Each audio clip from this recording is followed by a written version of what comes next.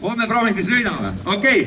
Ühesõnaga, tegu on ei millegi muuga, kui te kõik olete siia tulles näinud, et laeva peal on siuksed imelikud tünnid. Me kohe näeme, mis selle tünni sees on.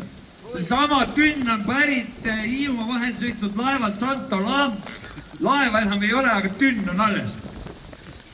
Meil on välja õppinud mehed, kes oskavad selle vaikselt lahti teha, aga ohutuse mõttes hoiame ennast võimalikult kaugele, kuna me ei tea päris täpselt, kui kõva pauguga see asi siin lahti läheb või kui suur see on, aga me kohe avaldame saladuse loori, mis on laeva peal nende tünnide sees, nii et homme, kui te lähete, siis te kõik saate vaadata. Wow, ma nägin ära, mis seal sees on.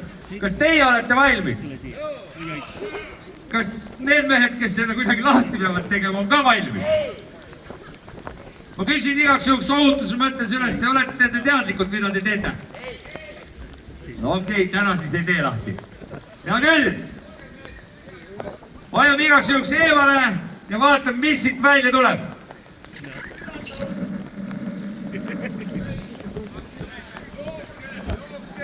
Tule Anna tahapoole.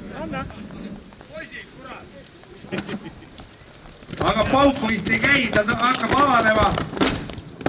Pauk käis. Teine pauk käib. Ja siit avanes.